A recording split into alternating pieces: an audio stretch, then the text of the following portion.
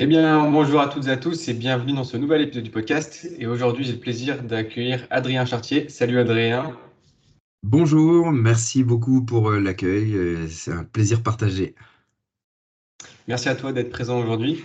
Première question, est-ce que tu pourrais déjà te présenter, s'il te plaît, pour ceux qui ne te connaîtraient pas, parler un petit peu de ton parcours et de ce que tu fais actuellement? Alors, à la base, je suis préparateur physique dans les sports de combat, puis après dans les sports de force. J'ai commencé les sports de combat à l'âge de 8 ans. Rapidement, j'ai été amené à enseigner, puis j'ai vraiment pris des cours euh, vers l'âge de 19 ans. Et puis là, on m'a tout de suite dit, t'aimes bien la préparation physique, est-ce que ça t'intéresse de t'occuper des compétiteurs? Donc j'ai dit oui, je n'y connaissais pas grand-chose à l'époque. Donc j'ai appelé, il n'y avait pas beaucoup de livres, hein. Une époque où il n'y avait pas beaucoup de livres, il n'y avait pas beaucoup de choses sur Internet. Et donc j'ai appelé beaucoup d'experts de la préparation physique dans différents sports de combat qui m'ont permis de beaucoup m'aider. Et puis au fur et à mesure, j'ai continué à me former. Euh, je pense que je suis un grand addict de la formation. Je fais entre 10 et 15 formations par an et ça depuis bah, peut-être un petit peu plus de 10 ans. Ce qui fait que je me suis intéressé à beaucoup de domaines. Donc j'ai vraiment perfectionné le côté sportif parce que j'ai travaillé pour une fédération de sport pendant 6 ans. J'étais conseiller technique national. Et après, le côté sportif, une fois que j'avais quand même pas mal ficelé là-dedans, je me suis beaucoup intéressé à l'univers du mental. Donc je me suis formé en préparation mentale parce que j'avais des problématiques de terrain, hein. Et donc forcément, je cherchais des outils, donc je suis allé me former là-dedans. J'ai beaucoup aimé, ça m'a beaucoup aidé sur le terrain et pour moi en perso. Donc j'ai continué à me former dans le mental avec l'hypnose, la sophrologie, la PNL, le FT, le MDR, enfin, tous les petits trucs comme ça qui peuvent exister. Et, et au bout d'un moment, bah, tu sais, avec des problématiques de terrain aussi, des problématiques personnelles où je m'étais pas mal blessé, ça remontait à avant 2013. J'avais double tendinopathie au niveau des épaules qui était chronique. J'avais un peu mal partout. J'avais des gens aussi qui avaient des problématiques et que je n'arrivais pas à régler avec les outils que j'avais appris en tant que préparateur physique. Et donc, je me suis intéressé au corps humain, comment il bougeait, comment on pouvait l'améliorer. Donc, je suis passé par l'entraînement fonctionnel. Je me suis beaucoup formé autour de l'entraînement fonctionnel. Et puis après, au fur et à mesure, j'ai gravité vers la posturologie, les réflexes archaïques, la neurologie fonctionnelle. Et comme mes deux collègues de la ORNP qui étaient déjà passés dans ton podcast avant, ben, on allait faire toutes les formations qui existent un peu au monde autour de la neuro, des réflexes archaïques, pour pouvoir améliorer nos outils de testing, de suivi avec les gens. Donc, voilà. Et ça a fait Labo RNP au final. Et maintenant, je ne fais plus que ça. J'ai arrêté le coaching sportif, il y a la préparation physique il y a 2 ans. Et maintenant, je m'occupe essentiellement, on va dire, d'enfants qui ont des troubles neurodéveloppementaux, donc des difficultés motrices, des difficultés comportementales. Et je m'occupe encore de sportifs de haut niveau parce qu'on fait du consulting avec des sportifs de haut niveau. Et après, j'ai des gens lambda, bien sûr, des sportifs qui viennent me voir pour différentes problématiques, mais liées à la posture. Ok, donc un parcours très enrichissant, rempli de plein de choses. Donc souvent, là, comme tu l'as mentionné, tu es parti de plusieurs problématiques de terrain. Et du coup, j'ai une première question. Comment tu te rends compte qu'un outil que tu vas mettre en place, que tu connais déjà, comment tu te rends compte qu'il n'est pas efficace et comment par la suite tu fais pour te dire, OK, là, je vais plus utiliser un outil plus neuro ou un outil plus préparation mentale ou c'est quoi ta démarche? Ouais. C'est intéressant ta question. Tu sais, souvent les gens, quand ils voyaient le taux de formation que je faisais à l'année, ils me disaient, ouais, mais c'est pas possible, tu retiens pas tout, c'est impossible. Moi, j'ai jamais cherché à être un spécialiste de la préparation mentale ou un spécialiste à un moment ci de la préparation physique quand même. Mais j'ai utilisé beaucoup la prépa mentale sur le terrain, comme j'ai utilisé énormément la prépa physique. Mais à chaque fois que je me suis formé, j'ai tout de suite mis en application, dès mon premier jour de formation, je mettais en application sur le terrain. Donc, ce qui m'a permis d'avoir beaucoup de billes. Et j'ai beaucoup réfléchi aux façons de l'incorporer et de modéliser ça dans ma pratique. Donc, ça m'a donné tout de suite énormément de boîtes à outils. Euh, Quand je me suis retrouvé donc responsable de formation pour une fédé, j'ai été amené bon, à créer des brevets fédéraux, que j'ai moi-même créé. Donc, je voulais mettre des outils fonctionnels, de la neuro dedans aussi, des réflexes archaïques, ce qui, il y a quelques années en arrière, c'était inconnu, hein. Déjà, tu montrais des automassages à des gens. Quand j'ai commencé à bosser pour la Fédé, les gens, ils te regardaient de travers. Tu vois, c'est quoi les automassages? Alors que maintenant, bon, c'est très courant, tu trouves des rouleaux d'automassage chez Decathlon. Et, et à l'époque, c'était pas trop courant. Et donc, j'enseignais ces méthodos, j'avais des élèves, je donnais des cours, je faisais faire des automassages, et il y avait toujours un test que je faisais faire. Tu sais, je les mettais debout, les pieds joints, et je leur disais, on va se pencher, on va toucher le sol avec ses mains. Ensuite, on va automasser le pied droit, on va retoucher le sol. Ensuite, le pied gauche, on va retoucher le sol, et on va voir ben, si on a des gains. Et il y avait des gens qui avaient des gains. Donc sur une dizaine de personnes, par exemple, tu vas aller avoir 4 5 personnes qui avaient des gains quand tu automassais les deux pieds. Il y avait des personnes qui avaient des gains quand tu massais que le pied droit et pas le pied gauche, et d'autres qui n'avaient aucun résultat. Et j'étais incapable de te dire pourquoi il y avait des gens qui n'avaient pas de résultat. Pourtant, on a fait de l'automassage comme tout le monde. On nous vantait les vertus des automassages à l'époque, et donc je me dis, mince, pourquoi ça ne fonctionne pas? Et c'est ça, en fait, que j'essaie de faire maintenant, tu vois, dans mon quotidien. C'est me dire, il y a des outils qui fonctionnent, des outils qui ne fonctionnent pas avec les gens. Est-ce que les automassages, c'est bon ou c'est pas bon? En vrai, c'est pas une vraie question. C'est est-ce que c'est bon ou est-ce que c'est pas bon pour la personne que tu as en face de toi? Et c'est pareil pour les étirements. Pendant des années, on nous a dit les étirements, il faut pas les faire, encore moins avant les séances. Après les séances, il n'y a plus trop d'intérêt. Mais en vrai, il y a des gens pour qui ça a un intérêt. Tu vois? Et je parle pas que psychologique, je parle vraiment physiologique en fonction de l'état du système nerveux. Donc moi, ce qui m'intéresse, c'est avoir des outils, pouvoir permettre de travailler avec n'importe quel outil en fonction de la personne. Il y a des gens, ils vont être pour les automassages, d'autres, ça va être plus des étirements qu'il va falloir, d'autres, ça va être plus des étirements balistiques, d'autres, ça va être plus tu sais, des Carls, des page raise, etc. Donc voilà. Et avec, quand tu sais comment fonctionne le corps humain, le cerveau humain, eh ben, tu sais quel outil tu vas avoir besoin avec la personne que tu vas suivre. Ok. Et est-ce que tu as des outils qui reviennent le plus souvent que d'autres? Est-ce que tu as des outils que tu as appris au cours de cette formation où tu te dis, bon, finalement, celui-ci, bon, c'est rare que j'utilise, au contraire, un autre, par exemple, celui-là, il va revenir un peu plus souvent.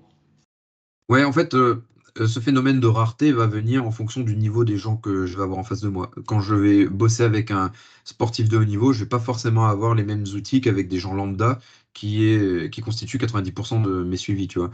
Euh, les sportifs de haut niveau, ils ont peut-être un niveau de conscience de leur corps qui est plus élevé, donc forcément, ça va me faire utiliser des outils que les autres ne vont pas utiliser. T'as beaucoup de sportifs, dans les sportifs de haut niveau, tu sais, il y en a qui s'intéressent, hein, qui s'intéressent à la mobilité, à devenir plus fonctionnels. Donc il y en a, ils vont se former de leur côté au FRC pour justement tous ces mouvements autour des mouvements, des rotations articulaires contrôlées. Et donc là, c'est intéressant parce qu'on va pouvoir vraiment aller chercher certains outils spécifiques et voir bah, est-ce que le FRC c'est bon pour eux ou pas. Euh, et t'en as d'autres, en fin de compte, les gens, on va dire, plus lambda, qui ont moins de conscience corporelle, moins de compétences développées, les gens du quotidien qui sont beaucoup plus touchés par le stress, même si les sportifs de haut niveau sont aussi touchés par le stress. Mais tous ces gens-là qui vont être plus touchés par le stress, tu sais, dans la vie de tous les jours, eh ben, il y a des bases qui vont venir. Tu sais, on va toujours travailler, moi j'ai toujours priorisé l'aspect émotionnel en premier. Parce qu'on sait que si tu as du stress, tu as de l'anxiété, tu as connu une dépression, tu as vécu un traumatisme dans ta vie, alors que ce soit un traumatisme émotionnel ou un traumatisme physique, hein. Un traumatisme physique, ça peut être je me suis fait les LCA et j'ai du mal à revenir. Tu vois. À partir du moment où tu as vécu ce genre de choses, bah, tu sais que tu as au niveau des réflexes archaïques, tu as des réflexes qui vont être dominants et que si ils sont présents, ils vont empêcher le reste du corps de bien se rétablir. Donc je vais devoir bosser en priorité dessus.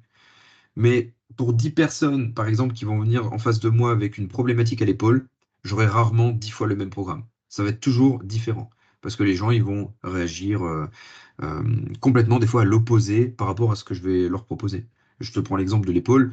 Tu sais, un problème d'épaule, j'ai une problématique d'amplitude de l'épaule, de mobilité, j'ai peut-être une douleur chronique au niveau de l'épaule. Potentiellement, ça peut venir de l'oreille interne, tu sais, qui va gérer le système vestibulaire et d'autres choses. Ça peut venir d'un problème de la mâchoire, d'une dent, ça peut venir d'un problème de l'œil, ça peut venir d'un problème de l'épaule en elle-même, ça peut venir d'un réflexe lié à l'épaule. Et donc, moi, mon objectif, c'est trouver la cause et aller travailler dessus. Ok. Mais ce que je trouve dommage, alors je sais pas si c'est dommage, mais dans les cursus de préparation physique ou de stats ou de ce que tu veux, on a beaucoup de méthodes, d'outils pour développer les qualités physiques, la mobilité, la souplesse, etc.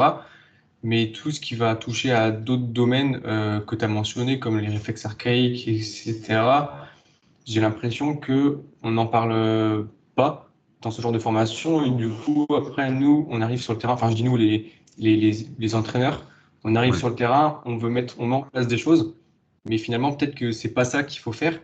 Comment tu vois un peu la chose, toi, entre ce qui est enseigné actuellement dans ce genre de formation et les autres dimensions dont tu as parlé juste avant? C'est compliqué.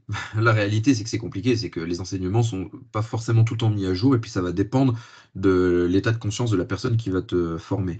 C'est pour ça que quand j'ai été formateur national, je me suis permis au sein des brevets fédéraux que j'encadrais d'ajouter des modules justement sur la neuro, les réflexes archaïques. Mais en vrai, la neuro, les réflexes archaïques, c'est quoi? C'est pas des mots vulgaires, hein. C'est des choses que tout le monde fait à peu près, mais pas de manière consciente. Et pourtant, c'est des outils qu'on apprend quand tu es en STAPS, quand tu es en école de kiné, d'ostéo et tout. Tu apprends les différents propriocepteurs, les capteurs proprioceptifs. Tu apprends Golgi, Ruffini, Pacini, les fuseaux neuromusculaires, adaptation lente, adaptation rapide. Tu les connais en théorie. Personne ne te montre comment les travailler en pratique. Tu vois, ça, c'est problématique. Tu sais que tu as une Ouais. quinzaine de capteurs proprioceptifs, personne ne les travaille. Alors, aussi, on va te dire, il faut faire de l'étirement, mais tu es en train de travailler les fuseaux neuromusculaires, adaptation lente. Tu vois, tu fais un étirement lent, etc. Ok, peut-être que pour Adrien, faire ça, c'est une sollicitation qui va me permettre de moduler ma boucle sensorimotrice, en fait, de moduler mon schéma de fonctionnement. Ça va peut-être me permettre d'améliorer ma mobilité, d'avoir plus de contrôle moteur, etc. Mais peut-être que chez toi, Johan, si je te fais faire des étirements, ça va faire l'effet inverse. Et ce qu'il faut, c'est trouver le bon propriocepteur pour la personne en face de nous. Et donc, on n'est pas assez armé avec ça dans notre quotidien. On, on nous montre des techniques, plus que comprendre les techniques et à quoi ça va servir. C'est ça le problème. Et quand on fait du sport, je vais prendre l'exemple des préparateurs physiques, parce que voilà, moi je fais de la prépa physique, c'est ce que je connais peut-être le mieux. On te dit il faut renforcer les muscles, il faut avoir plus de force. Et quand tu vas chercher à stimuler la force, tu vas stimuler des motoneurones, tu sais, qui vont venir au niveau du muscle, améliorer les capacités, que ce soit musculaire, le contrôle musculaire, l'explosivité, la puissance, etc. Mais ces motoneurones là, qui te permettent d'avoir plus de force, plus de, plus de muscles, plus de puissance, mais ils viennent d'où? Ils viennent du tronc cérébral. Tu vois, le tronc cérébral, il va projeter sur les motoneurones pour permettre après de réguler le niveau de force que j'ai dans le muscle. Nous, ce qu'on fait, c'est juste on va travailler sur le tronc cérébral pour ajuster les niveaux tu sais, qui partent, toutes les informations qui partent en fin de compte dans les motoneurones. Ça va pas suffire. Bien sûr que si tu veux devenir plus fort, il va falloir que tu ailles pousser, tu vois. Mais par contre, tu peux, c'est comme un échauffement, c'est un échauffement neurologique. Tu vas améliorer l'information, et à partir du moment où tu as amélioré l'information, que tu vas avoir plus d'informations qui vont partir vers le muscle, ça sera beaucoup plus facile de le recruter. Et du coup, dans quelle proportion tu vas faire un travail des qualités physiques et un travail, je sais pas comment nommer les autres dimensions, je sais pas si j'appelle ça neuro ou voilà, mais Ouais. dans quelle proportion tu gères les autres? Enfin, tu gères les Moi, deux. je fais plus que la reprogrammation neuroposturale maintenant. Je fais ça à 100%. Les gens qui viennent me voir, tu vois, là, je suis des sportifs de haut niveau. Ils viennent me voir parce que je fais de la reprogrammation neuroposturale. Ils viennent pas me voir parce que j'étais préparateur physique, tu vois, je le vends même plus, ça. A contrario, Romain, que tu as eu, qui est mon associé chez Labo RNP, lui, il fait vraiment de la prépa physique et il va apporter de l'ajustement là-dessus. Donc là, en commun avec Romain, on suit une personne. Romain plus le volet prépa physique, moi plus le volet reprogrammation neuroposturale. Et mon objectif, ça va être d'aller trouver les facteurs qui vont pouvoir potentialiser l'athlète qui est en face de moi. Mon objectif, c'est améliorer sa motricité, optimiser sa performance. quoi. Ok. Et du coup, je vais reformuler ma question. Si moi, là, moi, je suis prépa physique, je sais comment développer les qualités physiques et je sais comment programmer. Hmm. Comment, je veux dire, est-ce que je fais 80% de physique, 20% de neuro? Est-ce que faut que je fasse d'abord que du neuro pour ensuite faire du physique? Ça dépend des personnes. Ouais, ça dépend des personnes. Ouais, Euh, j'imagine. Nous, on met en place un bilan et qui va te permettre de déterminer sur quoi tu dois bosser. Forcément, tes préparateurs physiques, tu vas rajouter ce petit bilan en euros à tes outils. Donc, le bilan en euros, on en a fait un de terrain qui permet en 10 minutes de voir déjà les grosses problématiques chez les gens. Quand j'étais en salle, qu'est-ce que je faisais? J'observais les gens. Je voyais qu'ils avaient des problématiques en overhead, tu vois, ou sur un soulevé de terre. Bah, tout simplement, j'allais les voir et puis je travaillais directement sur, bah, tiens, tu as un problème en overhead, je reprends ma problématique de l'épaule, ça peut venir donc mâchoire vestibulaire, oculomoteur, peut-être proprioceptif au niveau de l'épaule, bah, je venais tester ces différents exercices autour de ces capteurs-là et je voyais ce qui fonctionnait le mieux pour la personne. Donc le préparateur physique, qu'est-ce qu'il va faire? Il va l'utiliser, mais tu sais, c'est un facteur de la performance. C'est quand tu fais de la préparation mentale, c'est pas 80% de prépa mentale, 20% de physique ou quoi que ce soit. C'est j'ajuste le, le régulateur en fonction de ce que la personne a besoin à l'instant T. Si la personne elle est ultra compétente dans son sport, que techniquement c'est parfait, technico-tactique c'est parfait, etc., ben, il va falloir peut-être que là j'aille jouer sur le levier neuro. Mais si elle est incapable de pouvoir effectuer, là je vais te prendre l'exemple d'une personne que je suis qui est sauteur en longueur. S'il est incapable de pouvoir faire ses sauts parce qu'il a des douleurs, ben, bien sûr que je vais d'abord aller travailler sur ce facteur-là avant d'aller retravailler sur la force. Mais je vais quand même continuer à travailler sur ses qualités physiques parce qu'il a besoin d'une remise en charge progressive, tu vois, malgré ses douleurs. Donc voilà. Mm. Il y a pas, il faut trouver le juste milieu par rapport aux compétences que la personne a et ce que toi tu veux développer. Ouais, voilà, c'est vraiment des curseurs et c'était aussi pour nuancer un petit peu parce que du coup, certes, c'est important, mais bon, faut pas non plus que ce soit disproportionné par rapport à d'autres choses qui Non. sont aussi importantes, quoi. Ouais, si tu sais pas faire un squat et que tu n'as jamais appris à faire un squat, il faut pas faire de la neuro pour faire un squat. Il faut déjà apprendre le geste technique, tu vois. Et après, on fera le reste. Moi, des fois, la neuro, en tout cas, quand tu la mets en place dans l'échauffement, je le vois comme une PAP, tu sais, une post-activation par potentiation. C'est Ouais. un, c'est un activement neurologique qui va te permettre, par le fait d'envoyer beaucoup plus d'informations rapidement vers tous les muscles et vers le cerveau, d'être tout de suite au top de ce que ton corps attend. Et donc, dans ce cas-là, qu'est-ce que je vais placer en échauffement pour permettre à la personne d'être tout de suite dans le game? Ok, d'accord, ça, c'est comme ça, c'est plus clair. Tout à l'heure, tu as parlé de posturologie. Est-ce que tu pourrais définir un peu ce que c'est la posturologie? Est-ce que ça se résume simplement à la posture, à l'alignement des segments, ou alors ça va plus loin encore? Je vais te donner deux définitions. La posturologie, comme elle est entendue en tant que telle, d'ordre général, c'est l'étude de la posture, qu'elle soit statique ou dynamique. Ok. Donc, c'est articulé autour des capteurs principaux de la posture, qui sont les pieds, les yeux et la mâchoire. Nous, comment on l'inclut chez la BORNP? Pour nous, il n'y a pas de différenciation entre posture, neurologie fonctionnelle et réflexe archaïque. Pour nous, c'est la même chose. Je pense que Romain et Seb t'en avaient parlé, je ne me rappelle plus exactement, mais c'est sûr qu'ils en ont parlé. Ils ont parlé de la boucle sensorimotrice. Et la boucle Oui. sensorimotrice, c'est ce que je perçois me permet d'agir et comment j'agis me permet de mieux percevoir. C'est le corps humain, le corps humain, il est sensorimoteur. Ce sont mes systèmes sensoriels qui permettent à mon cerveau de dire, tiens, je vais bouger comme ça, ou je vais réfléchir comme ça. Ok. Donc, souvent, quand tu observes quelqu'un, tu observes comment il bouge, tiens, comment il soulève une charge. Ok, mais comment il arrive à soulever cette charge? Quels sont les capteurs sensoriels qui sont en action? Donc, par exemple, quand je fais un bench, bah, il y a mes mains au niveau tactile, proprioceptif de la main. Est-ce que c'est correct? Si les informations sensorielles au niveau de la main ne sont pas bonnes, ben, peut-être que je vais réussir à soulever moins lourd ou de manière asymétrique. Si mes yeux ne sont pas bien calibrés et ne voient pas ensemble, ben, quand je vais soulever, alors on prend par exemple tu sais, la vision périphérique. Quand je vais soulever ma barre, si au niveau de ma vision périphérique à droite, elle est plus développée qu'à gauche, ce qui fait que je vais voir ma main droite avant ma main gauche, ben, potentiellement je vais peut-être soulever plus rapidement avec ma main droite qu'avec ma main gauche, parce que j'ai pas les mêmes informations côté gauche et côté droit. Donc moi, ce qui m'intéresse, au point de vue de la posture, c'est OK, comment je bouge, comment est ma posture quand elle est statique ou comment elle est en dynamique, mais c'est surtout comment sont mes capteurs sensoriels à la base et comment ces capteurs sensoriels peuvent me permettre de réguler ma posture et d'améliorer mon mouvement. Ok, donc en fait, tu fais pas de. Je pensais qu'il y avait une différence avec les autres termes, mais finalement, tout est englobé dans.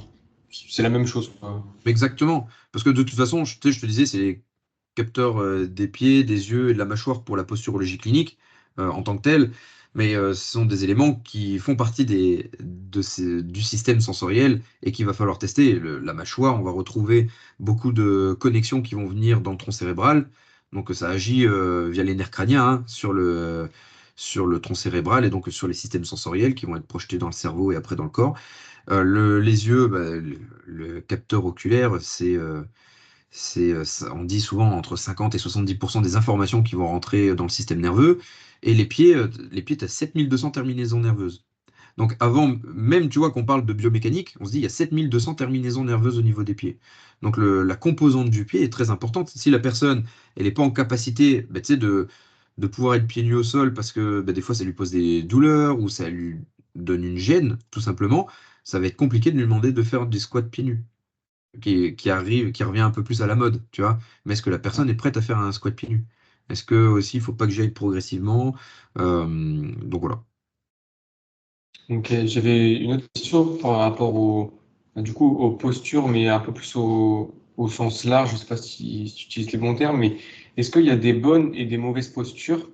Euh, Est-ce que la chose à laquelle je pense, c'est par rapport aux préférences motrices un peu des individus, comment tu arrives à dire, OK, là, la posture est bonne, et il y a un autre qui va avoir, pour un même mouvement ou un même exercice, il va avoir une posture différente, et comment tu arrives à savoir, non, c'est une bonne posture ou une mauvaise posture? Alors, je ne serais pas vraiment le plus à même de te parler de préférence motrice, même si je me suis formé dans le domaine et que je connais un petit peu le domaine. Moi, je ne travaille pas sur les préférences motrices. Euh, et les préférences motrices l'expliquent assez bien hein, quand tu reprends Volo d'Haleine ou même Action Type. Je sais qu'ils font des modules spécifiques réflexes archaïques parce que pour eux, du coup, ben, les réflexes archaïques arrivent avant les préférences motrices. Donc, les préférences motrices, je trouve ça très intéressant de les travailler quand tu es sur le terrain, etc. Parce qu'à l'instant T, tu es obligé d'apporter euh, quelque chose qui va aider la personne. Quand nous, on va bosser plus sur la partie de la boucle sensorimotrice, où on va réguler les systèmes sensoriels, l'objectif, c'est d'aider sur le long terme, tu vois, plus que de créer des compensations. Euh, la posture, pardon, j'ai oublié ton autre question. C'était par rapport à la posture. Oui, Comment. comment différencier des bonnes et des mauvaises postures en Ah, fonction des personnes et de leurs préférences motrices? ouais, il n'y a pas de bonne ou mauvaise posture. Ok. Euh, la posture, elle est adaptative. Ça, je marche, je marche pour moi, je marche normalement. Par contre, si j'ai un peu mal au genou, bah, automatiquement, mon cerveau, il va s'adapter. J'aurai pas mal quand je vais marcher, parce que j'ai mal au genou et mon corps s'est adapté. Donc, ben, en vrai, pour mon cerveau, c'est une bonne posture, puisque il y a moins d'énergie qui est dépensée si je compense pour me permettre de mieux bouger. Bien sûr que sur le long terme, ben, ça risque d'être néfaste si je garde cette mauvaise posture trop longtemps. Donc, il va falloir rebosser dessus. Maintenant, est-ce qu'il y a une bonne ou une mauvaise posture? Moi, je dirais surtout, il y a des façons de, de mettre en tension les muscles plutôt. Parce que ta question, elle doit se tourner peut-être par rapport à l'activité physique, je pense, plus Oui, qu'au oui, quotidien. Dans ouais, l'activité effectivement. physique, c'est comment je soulève. Est-ce que je dois soulever, tu sais, le fameux débat, est-ce que je dois soulever avec le dos droit ou avec le dos rond quand je fais un soulevé de terre? Je pense que c'est un faux débat. En réalité, tu dois être capable de soulever des deux manières, mais si tu veux soulever avec le dos rond, ça veut dire que tu as mis une bonne intensité dans tes muscles, tu vois, et que tu as une capacité de réussir à engager tes muscles avant de soulever. Quand tu regardes les strongman qui soulèvent des sandbags, etc., ils soulèvent avec un dos rond, mais pourquoi? Parce qu'ils savent venir recruter et mettre en application le moindre muscle qui va venir impacter ce mouvement-là. Si maintenant, toi, tu es une personne débutante et que tu dis, tiens, bah, moi, je débute aujourd'hui, je fais ma troisième séance de soulevé de terre et je vais essayer de soulever 100 kilos sur ma barre et que tu le fais avec un dos rond, bah, tu as de grandes chances de te péter parce que tu n'as pas de conscience musculaire développée, tu vois, pour le faire. Et il y a des gens, moi, j'ai déjà vu des gens, tu sais, ils se mettent en place pour le soulevé de terre et tu leur dis, bah, tiens, on va quand même mettre le dos droit, tu vas engager les scapes, etc. Et ils sont incapables de se mettre dos droit. Et ils te disent, mais là, j'ai le dos droit. Tu vois, parce qu'ils n'ont pas de conscience de leur posture. Ils n'ont pas conscience que leur position, elle est tout arrondie. T'en as peut-être déjà vu, tu vois, vraiment des débutants qui arrivent dans le sport, ils n'ont pas de conscience de leur corps. Et donc, quand ils te disent, bah, je suis droit, ils sont complètement arrondis. Et là, c'est une problématique au niveau des chaînes des extenseurs, au niveau proprioceptif, du placement du dos. Et ça, on va retravailler là-dessus avec eux. Donc, forcément, s'ils étaient amenés à soulever une barre dans cette position-là, bah, ça serait pas bon pour eux. Mais dans le reste du temps, peut-être que ça ne les dérange pas. Et moi, je vois plein de gens avec des problématiques de posture. On va dire que 95% des gens qui passent me voir dans mon cabinet, ils ont des problématiques de posture. Mais il n'y a pas 95% des gens qui ont des douleurs. Tu vois. Et il y en a peut-être qui en auront jamais des douleurs. Donc, est-ce que pour eux, d'avoir une posture peut-être un petit peu moins bonne, ça va poser des problèmes? Ben, peut-être, peut-être pas, on ne sait pas. Mais en tout cas, s'ils n'ont pas eu de problème, qu'ils ont 50 ans, qu'ils n'ont jamais eu de douleur et qu'ils viennent juste te voir pour faire un bilan, un état des lieux, ben, je pense pas que ça soit problématique. Tu vois. Donc voilà. Ok. Et du coup, pour améliorer la posture, imagine que tu as vraiment une mauvaise posture. Tout à l'heure, tu m'as dit il y a pas de mauvaise posture, mais si je prends un défaut technique qui Ouais. peut être néfaste, euh, comment t'améliores ce défaut technique? Est-ce que tu vas travailler toujours, si je reprends l'exemple du soulevé de terre, est-ce que tu vas toujours travailler sur le soulevé de terre ou alors tu vas faire un exercice complètement différent pour améliorer et ensuite, entre guillemets, retransférer sur le mouvement? Alors là, je mets juste deux parallèles. Tu as la posture, Vas-y. c'est comment je me tiens dans mon quotidien, que ce soit en statique ou en dynamique, et de manière inconsciente. Et quand je veux faire un travail technique, bah, c'est plus une position que je prends. Là, c'est une position. Ok. Pourquoi? Parce que c'est pas un truc que tu vas garder pendant 300 ans. Donc, automatiquement, si ma position n'est pas bonne, il va falloir repasser par des acquis, des fondamentaux qu'on peut tous utiliser. Et quand je te reprenais l'exemple là, des gens qui avaient du mal avec le soulevé de terre, bah, qu'est-ce que tu fais comme acquis que tu apprends? Tu places le bâton dans le dos, tu places le bâton au niveau du creux des hanches pour que la personne elle apprenne à se tenir un petit peu plus droit. Tu fais travailler avec les élastiques pour avoir une conscience au niveau scapulaire. Mais quand les gens, malgré ça, ils n'arrivent pas, ça ne matche pas, tu vois, et que tu as essayé tous les exercices que tu avais, tu lui fais faire du renforcement du dos, bon, il n'arrive toujours pas à engager sa musculature du dos et à avoir une bonne position sur son soulevé de terre. Bah, c'est là où ça peut être intéressant quand même de se dire, hein, j'ai pas essayé la neuro. Peut-être qu'en fait, cette personne, elle a des problèmes au niveau du système vestibulaire et que le système vestibulaire, tu sais, il permet de travailler les chaînes en extension et aussi tous les muscles qui sont le long de la colonne au niveau du dos.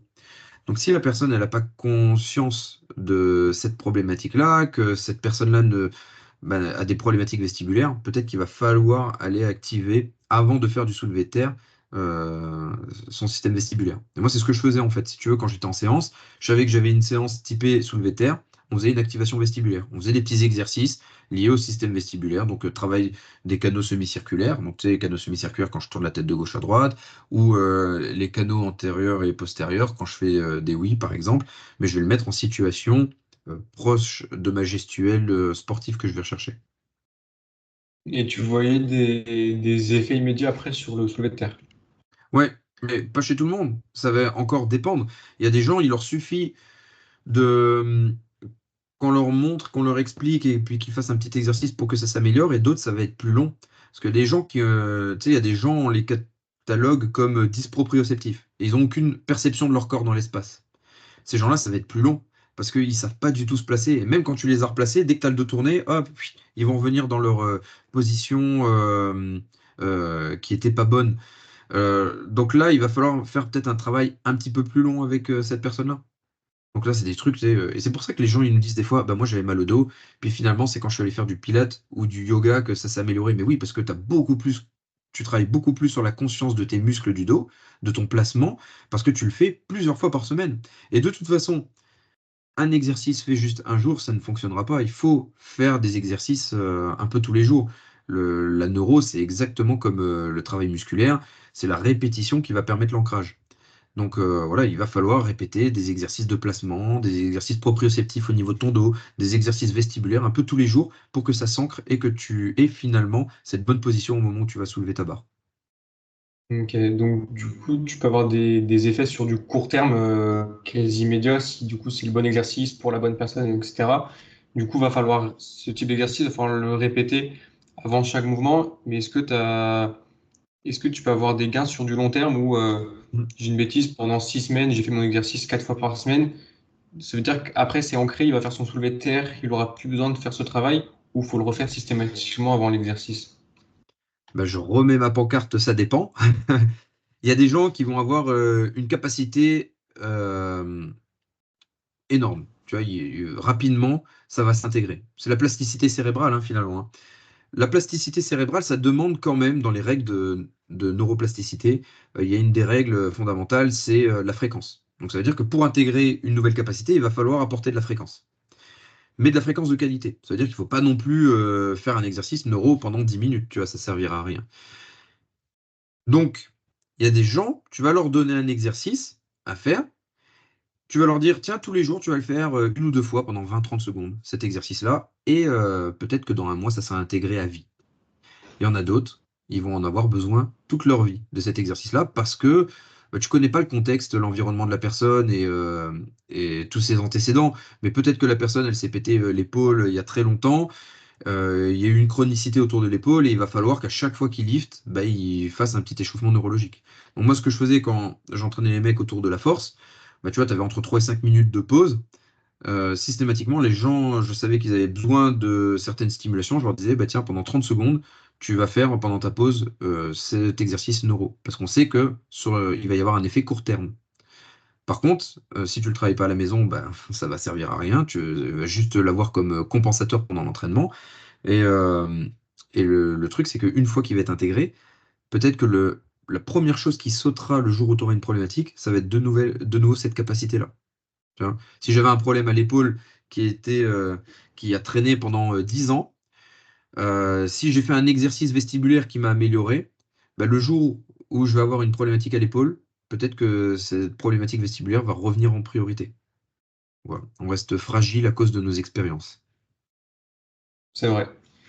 Euh, tous les exercices neuro, etc., que tu as mentionnés, tu as bien mis en évidence du coup que ça permet d'améliorer le mouvement. Est-ce que ça peut aussi améliorer ou, je trouve pas le mot, mais quand on a une douleur, d'enlever la douleur? Est-ce que tu as déjà eu des exemples ou des cas comme ça où tu as une douleur qui a disparu parce qu'il y avait un dysfonctionnement lié au Alors, système vestibulaire, par exemple, ou quelque chose comme ça? bon, tu vois, bon, on est coach sportif et parler de la douleur, c'est pas vraiment notre apanage. Bien qu'on bosse avec des gens qui ont des douleurs, parce que dans le sport, il y a beaucoup de gens qui se font mal, etc., etc. Moi, déjà, quand je bosse avec quelqu'un qui vient me voir parce qu'il y a une douleur, qu'elle soit aiguë ou chronique, automatiquement, il y a un parcours de soins qui est établi. Donc, je bosse, je l'envoie chez le médecin si elle n'a pas été avant. Des fois, c'est les médecins qui m'envoient les gens. Je bosse en collaboration avec des kinés, des ostéopathes, etc., etc. Et donc, dans la prise en charge, il faut que la personne, elle fasse ce travail d'équipe, tu vois, c'est pluridisciplinaire. Maintenant, on sait que le premier régulateur de la posture, c'est le tronc cérébral. Et comme je te disais tout à l'heure, bah, nous, on travaille sur les nerfs crâniens qui siègent dans le tronc cérébral. Les réflexes archaïques siègent dans le tronc cérébral. Les systèmes sensoriels, ils vont passer comment au niveau de l'information? Ça va venir tronc cérébral, le thalamus, qui est un grand régulateur au niveau du cerveau de l'information sensorielle et qui va projeter après dans différentes zones du cerveau des informations. Le thalamus, ça va être aussi un régulateur de la douleur. Et il va aller projeter sur des zones dans le cerveau au niveau de la douleur. Alors, je crois qu'il y a 26 zones qui sont allumées dans le cerveau en fonction de la douleur quand il y a une douleur. Donc, potentiellement, je pourrais te dire que oui, on peut agir sur la douleur, mais ça dépend. Ça va dépendre de la douleur, ça va dépendre du contexte. C'est toujours pareil, hein, ça va dépendre de la personne. Je vais prendre un exemple. J'ai une dame qui est venue me voir. 65 ans, donc une petite mamie. Euh, C'était marrant, je suis parti avec des a priori, tu vois, avec cette dame-là. Elle est venue me voir et je me dis, bon, bah voilà, j'ai fait un bilan de la posture. Elle avait une douleur cervicale, ça faisait plus de 10 ans qu'elle avait mal. Tu vois, elle m'a dit, mais moi je suis allé voir, je sais pas combien de kinés, d'ostéopathes, mon médecin, j'ai fait des IRM, enfin bref, plein de choses, personne ne trouve, j'ai des douleurs. Et elle me dit, tous les jours, ça lui fait 4 à 5 coups de couteau par jour, tu sais, de coups de jus là, Mm. au niveau des cervicales. Et depuis 10 ans, ça lui fait ça tous les jours. Donc, bien sûr, moi, je vois des trucs. Est-ce que c'est ça ou pas? J'en sais rien, finalement. Moi, ce que je fais, c'est je fais mon bilan, je teste des exercices avec elle, je vois que ça apporte des améliorations. Je lui dis, bah tiens, on va tester pendant quelques semaines les exercices là. Je me suis dit, je vais plus jamais la revoir. Tu sais, c'est une petite mamie, elle a vu plein de spécialistes, elle va pas forcément faire ses exercices, etc. Et ben, 5 semaines plus tard, je reçois un coup de fil, parce que je leur dis toujours, bon, on se revoit, essayez les exercices. Je regarde si déjà ils sont en capacité de faire des exercices de manière autonome, parce qu'on sait, nos amis kinés savent que c'est très dur de demander à des gens de faire des exercices de manière autonome chez eux. Donc je regarde leur capacité déjà à être autonome, sinon moi je travaille pas avec les gens, s'ils se prennent pas en charge, tu vois, et s'ils ne se prennent pas en main. Elle m'appelle, elle me dit, bah, je voudrais reprendre un rendez-vous. Je me dis, oh, bah, étonnant, je m'y attendais pas, tu vois. J'avais vraiment lâché l'affaire. En plus, j'étais parti un mois en vacances, c'était cet été. Donc, ouais, vraiment, j'étais passé à côté. Et la personne, elle vient me voir, et elle vient me voir, et puis mais elle se mettait à avoir les larmes aux yeux. Elle me dit, waouh, ça change ma vie. Ça change ma vie parce que depuis que j'ai fait les exercices, ça m'est arrivé que 4 fois d'avoir un coup de jus dans les cervicales. Alors qu'avant, c'était 4 à 5 fois par jour, depuis 10 ans. Ok. Et donc, elle me dit, et je sens que je lui avais donné un exercice sur le système vestibulaire, et elle me dit, je sens cet exercice, il me fait un bien fou. Et il n'y avait pas que ça aussi. Je l'avais emmené voir une dentiste parce qu'elle avait des problèmes au niveau de la dentition, donc fallait faire un travail aussi au niveau des dents. Tu vois, c'est toujours pareil, c'est collaboratif, et j'avais dit d'aller voir un ostéopathe au bout de 2, 3 semaines de suivi. Qu'est-ce qui a marché le mieux? On ne saura pas. En attendant, il y a eu un impact. Et le seul truc qu'elle avait jamais essayé dans sa vie, bah, c'était aller voir quelqu'un qui faisait de la posturologie. Et donc, cette dame, bah, je lui dis, bah, ok, bah, on va faire un suivi, un vrai suivi. Donc là, maintenant, je la vois bah, toutes les 3 semaines. Et donc, je l'avais vue en rendez-vous là. Je l'ai revue, bah, c'était il y a 2 semaines, 2, 3 semaines, j'ai plus la notion du temps là. Je l'ai revue et là, elle m'a dit, bah, depuis qu'on a continué les exercices, j'ai plus du tout de douleur. J'ai plus une seule douleur. Et donc là, elle me parlait de ses cervicales, mais il y avait d'autres choses. Elle avait douleur au niveau de la sciatique, elle avait plein de problèmes, tu vois, comme une dame de 65 ans qui peut ne pas avoir fait forcément attention toute sa vie, mais qui peut avoir bah, plusieurs petites douleurs, dont certaines chroniques. Et ben finalement, tu vois que tu as eu un impact dessus. Est-ce que je suis seul à retirer le mérite? Je ne pense pas, parce que ben, il y a un suivi dentiste, il y a un suivi kiné à côté, etc. Mais en attendant, ben voilà, euh, on a fait des exercices qui ont permis de calmer la tension. Et on a souvent ça. Souvent, tu as des gens qui viennent et la plupart du temps, tu sais, on est la dernière roue du carrosse. Les gens, ils viennent te voir parce qu'ils ont déjà tout essayé. Ils sont allés pendant des années voir d'autres personnes. Il n'y avait pas forcément de résultat. Et ils viennent te voir et puis on essaie des trucs. Et souvent, quand tu essayes pendant la séance, moi j'adore les douleurs chroniques, hein. Pourquoi? Parce que souvent, quand c'est chronique, c'est juste le cerveau qui te permet plus d'aller dans une amplitude, qui te la restreint. Et des fois, il allume juste le signal d'alarme, tu sais, qu'il y a une petite douleur, juste pour te dire, attention, ne va plus dans cette amplitude de mouvement parce que tu t'es déjà fait mal. Et quand c'est ça, quand c'est vraiment ça, que c'est pas une douleur vive, eh ben, tu sais que tu vas avoir un impact dessus. Parce que tu vas redonner de l'information au cerveau, la boucle sensorimotrice. Je redonne des informations sensorielles au cerveau pour lui dire, interprète ces nouvelles informations, analyse-les et ressors-moi quelque chose de mieux pour moi. Tu vois? Donc voilà. Et souvent, pendant les bilans, bah, on a des petits effets avant-après qui sont sympas. Du coup, majoritairement sur les douleurs chroniques plutôt que les douleurs aiguës. Ouais, ça a déjà marché sur des douleurs aiguës aussi, mais voilà, moi je préfère les douleurs chroniques. Tu sais que quand il y a de la chronicité, c'est souvent une problématique, c'est le cerveau qui t'empêche d'aller quelque part. Après, ça marche sur les douleurs aiguës, mais honnêtement, des douleurs aiguës, j'en ai pas tant que ça. C'est souvent des gens qui te connaissent bien qui viennent te voir avec des douleurs aiguës parce qu'ils savent ce que tu fais, parce qu'ils te connaissent et qu'ils ont peut-être déjà testé avec toi. Sinon, les gens, quand ils ont des douleurs aiguës, qu'est-ce qu'ils font? C'est médecin, kiné, IRM, etc. Et c'est normal. C'est le parcours qu'il faut faire pour essayer de discriminer s'il n'y a pas une autre problématique derrière, plutôt que ben, voilà, j'ai une tendinopathie ou j'ai autre chose, quoi. Ok. Tout le travail que tu fais sur la posturologie, la neuro, etc., tu m'as dit tout à l'heure que tu travaillais principalement avec des enfants. Est-ce que c'est plus bénéfique de faire tout ce travail quand on est jeune? Est-ce que ça va avoir des bénéfices pour plus tard? Ou alors, pas spécialement, si je le fais à 12 ans, c'est pareil que si je le fais à 40 ans. Bah, tu vois, la petite mamie de 60 ans, ça marche bien sur elle, hein. 65 ans, ça a bien marché, etc. Donc en fait, la plasticité cérébrale, on sait maintenant depuis plusieurs années qu'il n'y a pas de limite. On peut continuer à l'entraîner. Euh, donc voilà, la petite mamie, ça marchait bien. Elle avait aucune mobilité cervicale. Bah, forcément, elle avait une douleur en permanence. Maintenant, elle arrive à complètement tourner la tête assez bien. Elle a regagné en mobilité cervicale. Donc tu vois, ça marche aussi sur les personnes qui sont plus âgées. Là où c'est problématique, c'est les études le montrent que plus tu vieillis et plus ton système sensoriel il se dégrade. Donc forcément, ça va être plus compliqué de travailler avec des personnes euh, âgées, d'autant plus si elles sont sédentaires. Parce que plus tu es sédentaire, bah, moins tu bouges, et moins tu bouges, moins tu envoies d'informations sensorielles, et c'est un cercle vicieux. J'avais une autre dame comme ça, un peu plus de 60 ans, qui était venue me voir, elle se déplaçait qu'en béquille, et elle avait des douleurs chroniques de partout, bon, elle, des très gros traumas émotionnels depuis l'enfance, et voilà, elle a eu plein de problématiques pendant toute sa vie. Elle n'arrivait plus à marcher, plus à monter ses escaliers, plus à descendre des escaliers. C'est compliqué quand tu vis dans une maison étage. Et finalement, maintenant, bah, tu vois, elle fait des squats. Elle fait, elle fait de la presse à 45 degrés avec 120 kilos. Enfin, un truc de fou, quoi, tu vois. Euh, donc, on est en capacité de pouvoir s'améliorer tout au long de sa vie, en fonction du contexte et de l'environnement. Maintenant, avec les jeunes, c'est une vérité, ça marche mieux. Ça marche mieux pour plusieurs raisons.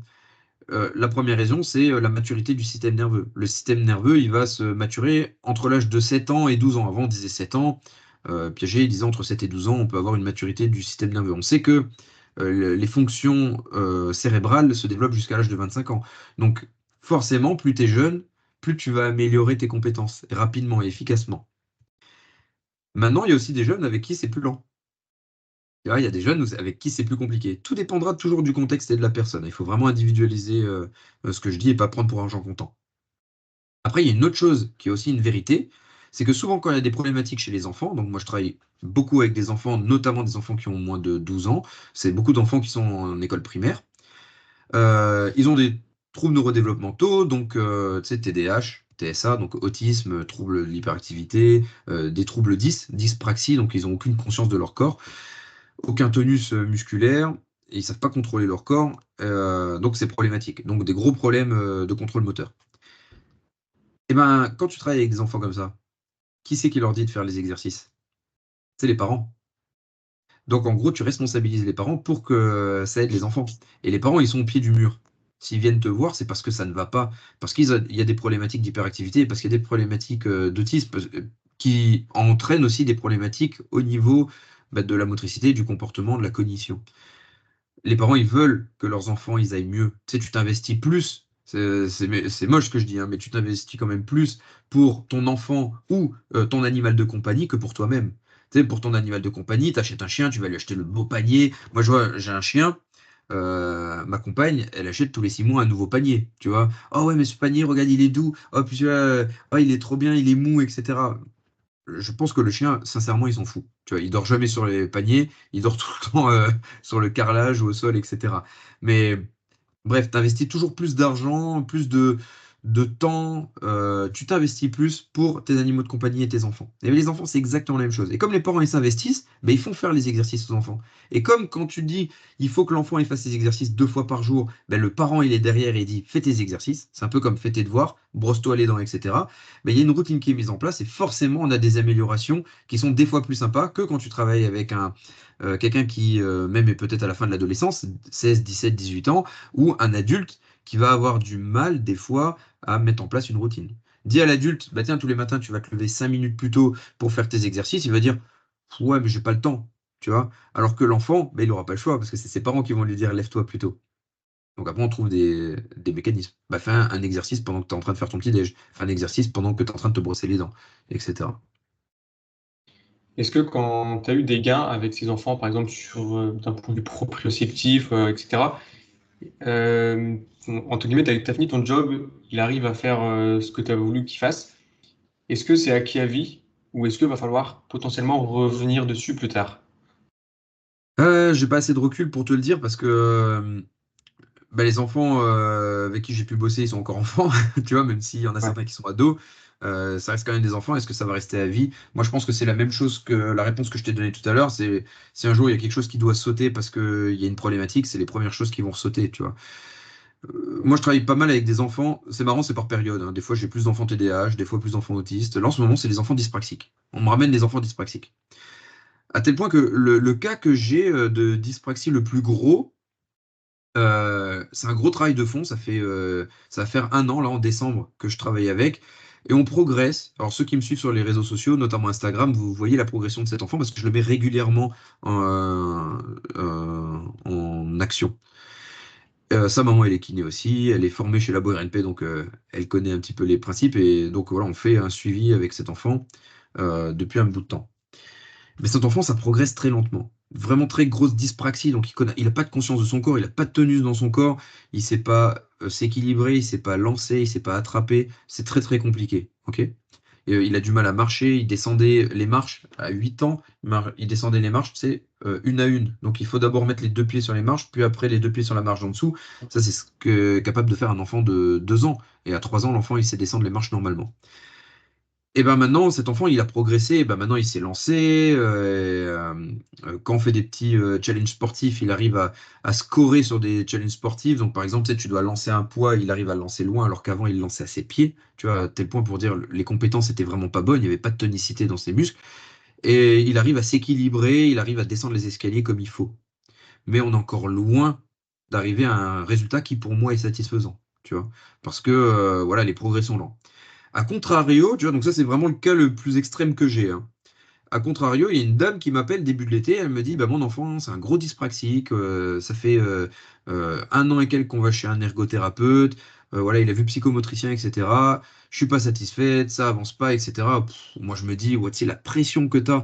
Je lui dis, mais madame, moi je fais pas de magie, je vais lui faire un bilan et je sais pas ce qui en découlera, honnêtement. Je peux pas te garantir un résultat, ce serait menteur de dire que je vais avoir des résultats. La personne, elle vient, bah, moi après, bah, je pars en vacances, tu vois, toujours ces fameuses vacances là, de un mois, et je revois l'enfant, donc il revient me voir après les vacances, et là, boum, quasiment plus rien. Mais j'étais choqué. Pourtant, moi je l'ai vu, hein, cet enfant, donc plus de problèmes d'équilibre, etc. Il y a toujours des problèmes de motricité fine. Donc motricité fine, ma capacité à utiliser mes mains, mes doigts de manière dissociée, à bien écrire, etc. Donc là, on travaille encore, tu vois, sur ça. Mais l'enfant, ouais, c'est le jour et la nuit en peu de temps. Et là, ce que je vois sur les suivis que je fais, c'est que bah, euh, il y a des choses qui restent dans le temps. Par contre, il y a des fois, il y a des choses qui sautent. Donc, par exemple, quand un enfant, bah, l'enfant que je suis là depuis presque un an, il est quand même assez anxieux.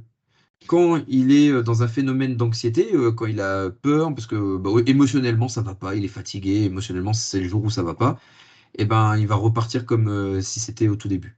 Il y a un impact de l'émotionnel qui est quand même très très fort, hein. Ce que je te disais tout à l'heure, moi c'est une de mes priorités, l'émotionnel.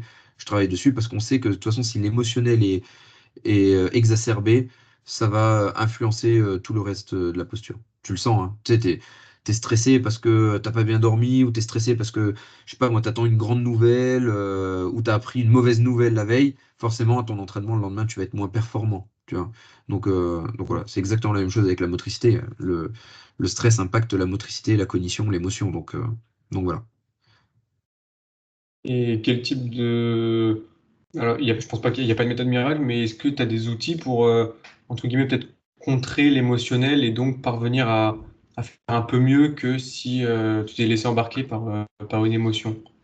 C'est compliqué l'émotionnel. Alors, malgré le fait que je sois beaucoup formé dans le domaine de l'émotionnel, moi, je ne le pratique pas du tout, tu vois, ou alors très, très, très, très peu. Je donne des petites séances de relaxation à faire aux gens comme ça, mais je les envoie, quand je vois qu'il y a un stress, qu'il y a une dépression, une grosse anxiété, je les envoie systématiquement vers un professionnel de la santé mentale pour les aider. Que ce soit un psy, un hypnothérapeute, en fait, bref, je m'en moque, tu vois, de la technique qu'ils vont utiliser, tant que c'est une technique qui va fonctionner pour eux.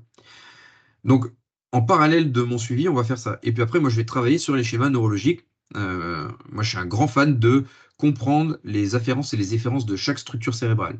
Donc l'amygdale qui gère les émotions, tu vois, c'est un endroit qui est dans le cerveau, au niveau sous-cortical. Ben, je sais que le système sensoriel projette sur l'amygdale. Donc, si j'améliore mon système sensoriel, est-ce que je vais pas pouvoir améliorer aussi l'émotionnel? Ben ça, en fait, je vais l'essayer. Je vais travailler sur le système sensoriel avec les personnes. Si ça va mieux la fois d'après, ben, c'est qu'il y en avait besoin. C'est qu'on a fait le bon choix. Quel est le type de stress après? Tu vois, est-ce que c'est un stress chronique? Tu vois, si c'est un stress chronique, peut-être que faire des respirations diaphragmatiques, ça va peut-être aider la personne sur le long terme. Peut-être que si c'est un stress aigu, il va falloir plutôt faire des respirations type Wim Hof, tu vois, qui vont peut-être plus aider. Ça va dépendre en fait des types de stress. Et encore, là, je te donne des exemples, mais ça pourrait être l'inverse aussi, hein. Donc voilà. En fonction de la personne, c'est toujours ça, en fonction de la personne, de comment elle réagit, je vais placer des exercices différents. En fonction du système sensoriel et de ce que je vais avoir testé, donc, tu sais, je te disais, on teste nous le tronc cérébral. Il y a plusieurs étages dans le tronc cérébral. En fonction des étages qui sont le plus impactés du tronc cérébral, je sais qu'il y a certains types de respiration qui vont être plus propices pour la personne. Donc, je vais lui donner, en fonction de mon bilan, des exercices respiratoires, des exercices sensoriels spécifiques pour lui permettre de mieux bouger, de mieux se sentir. Est-ce que tu penses que, parce que du coup, j'ai l'impression qu'il y a vraiment plein de méthodes qu'on peut utiliser. Faut les connaître, faut faire toutes les formations, etc. Comment dire, est-ce que tu penses que dans un futur idéal, ça serait bien qu'il y ait, je sais pas moi, un prépa physique comme il y a actuellement, qui développe les qualités physiques, et une personne chargée de tout ce qui va être neuro? Est-ce que tu penses que ça ferait un réel bénéfice que dans un staff technique, il y a je sais pas comment on pourrait appeler ça, un préparateur neurologique, Ouais, je balance un ça terme comme commence à ça. arriver, mais pas comme on l'entend là encore à l'heure actuelle. Il y a des staffs dans des équipes de Ligue 1, par exemple, qui ont des préparateurs cognitifs.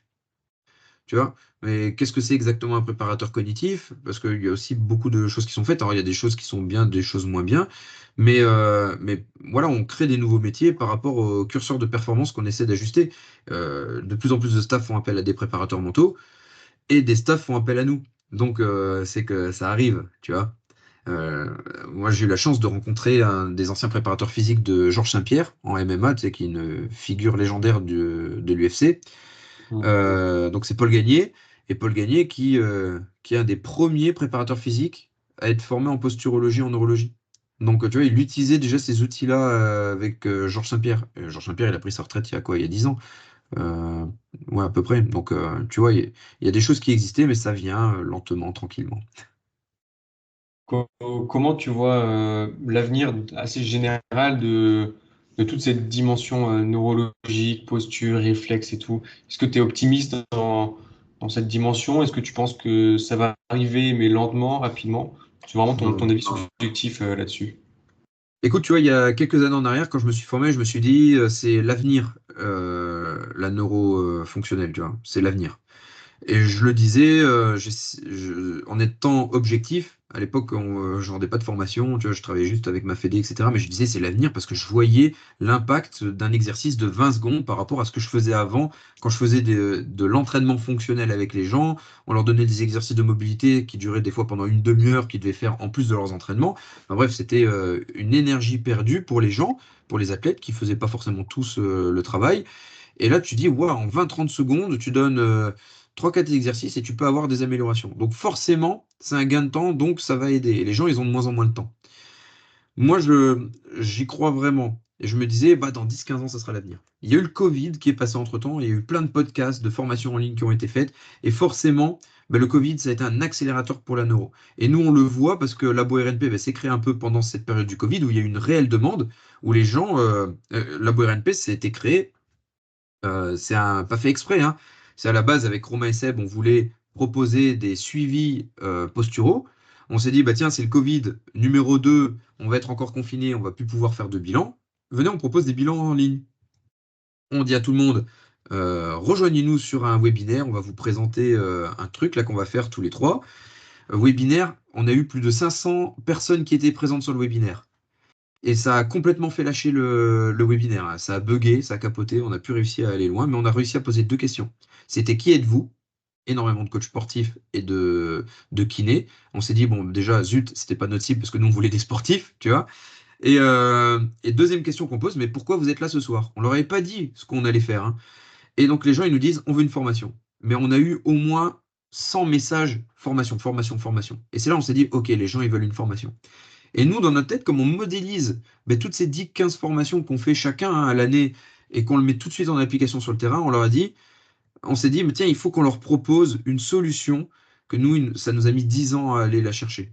Parce que tu vois, par exemple, toute la semaine dernière, j'ai passé ma semaine à lire des études scientifiques, à faire des liens entre les études scientifiques et des bouquins en neuroanatomie. Je, je continue à voir beaucoup de bilans, on a beaucoup de pratiques, on continue à se former.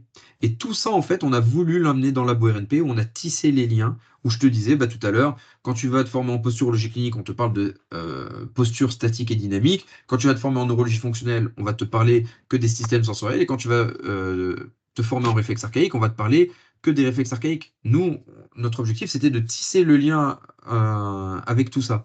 Et je pense vraiment, sincèrement, que ça va matcher de plus en plus, que les gens vont être intéressés de plus en plus, parce que ça regroupe, tu vois, c'est vraiment un effet qui regroupe toutes les connaissances que tu aimerais savoir dès le début. Et là, on le voit parce que nous, on a de plus en plus d'élèves. Avant, on avait 3 séminaires par an, donc notre formation, tu sais, elle est à la fois en ligne et il y a 2 jours de présentiel à la fin. Et avant, on avait 3 séminaires en présentiel, maintenant, on en a 6 en présentiel par an pour les élèves qui sont sur la BORNP. Parce qu'on a de plus en plus de monde qui rentre. Cette année, tu vois, c'est une année record, on a de plus en plus de personnes qui rentrent sur la formation. Et on a autant des coachs lambda que des préparateurs physiques dans des équipes de très haut niveau, dont des préparateurs physiques de NBA, de foot, etc., que des kinés, que des ostéos, que des psychomotriciens, ergothérapeutes. On a même des médecins qui bossent dans des pôles, alors soit des pôles sportifs dans des fédés, soit des pôles handicap. Tu vois, donc voilà, ça s'élargit de plus en plus. Donc voilà, on voit qu'il y a une demande qui a accrue. Donc je pense vraiment que ça va aller loin. Ok. Et du coup, tu vois ça plus comme on va dire, une grosse compétence qui va être assimilée par un préparateur physique, par exemple, ou tu penses qu'à terme, tu vas vraiment avoir des gens qui vont être formés 100% à ça et où leur métier, entre guillemets, ça va être vraiment que cette dimension et pas juste une plus-value comme une autre formation lambda. Bah, un peu des deux en vrai, hein. Moi au début quand je l'utilisais, bah, j'étais sur le terrain et je l'utilisais sur le terrain, dans la vie de tous les jours. Tu vois, il fallait optimiser les mecs qui venaient faire du sport avec moi, les sportifs que j'avais en suivi. Donc j'utilisais la neuro, je la modélisais dans ce que je faisais, tu vois. C'est ce que Romain d'ailleurs fait très bien avec ses athlètes, où il fait de la prépa physique et dedans il apporte des notions de neuro. Et c'est très correct, il y en a plein qui le font. Et après, il y a eu cette envie pour moi de me spécialiser en me disant, bah, tiens, j'ai de plus en plus de rendez-vous, bah, maintenant je peux lâcher le côté coaching sportif et je vais me lancer pleinement dans la neuro. Et nous, on a pas mal d'élèves qui en sont là maintenant, où ils ont leur cabinet et qui prend beaucoup plus de place que les consultations qu'ils faisaient avant, que ce soit en kiné ou des coachs sportifs. Donc voilà, autant ça va créer une nouvelle discipline, que autant ça va te permettre d'être encore meilleur dans ta discipline actuelle. Ok, Donc voilà. c'est très intéressant. On arrive sur la fin du podcast. Est-ce qu'il y a d'autres sujets ou d'autres éléments que tu aimerais mettre en avant qu'on n'aurait pas forcément évoqué pendant notre échange? Non, je pense qu'on a essayé d'être assez exhaustif pour un petit webinaire comme ça de présentation. C'était quand même déjà pas mal cool. Euh, la reprogrammation neuroposturale, c'est pas de la magie. Ok, c'est basé sur les systèmes sensoriels, sur comment on bouge et optimiser cette manière de bouger. Si vous avez des grosses problématiques, ça va pas forcément tout résoudre. Et vraiment, j'appuie sur cette notion de pluridisciplinarité qui est très importante. Il y a une notion qu'on essaie de répéter tout le temps aux gens, c'est il faut arrêter de croire que il y a un programme tout fait pour les gens. Tu sais, ah, j'ai mal à l'épaule, bah tiens, un programme tout fait pour t'aider pour l'épaule. C'est pas vrai, ça n'existe pas. Comme je te disais, je peux avoir 10 personnes en face de moi qui ont des douleurs d'épaule, j'ai potentiellement 10 programmes complètement différents. Nous, ce qu'on apprend, c'est des principes vraiment d'individualisation à 100% qui vont marcher en fonction de la personne, en fonction de ses problématiques à l'instant T et du contexte dans lequel la personne a développé cette problématique. Donc ça, il faut vraiment en avoir conscience. Donc essayer, ouais, vraiment un point important à souligner, c'est essayer d'individualiser au maximum. Et c'est pas parce que vous avez fait des pales raise avec une personne que ça va marcher sur tout le monde. Et ça, c'est vraiment faux. Ça ne marche pas comme ça, malheureusement. Je reprendrai l'exemple, un footballeur semi-pro là que je suivais, qui est venu et qui m'a dit, bah moi je me suis formé pales raise et je fais ça à chaque entraînement. Je dis, ah ben trop cool, bah, ça tombe bien, on va tester, parce que ça fait partie, les pales raise, ça active certains propriocepteurs. J'ai dit, bah c'est bien, on va travailler tous les propriocepteurs.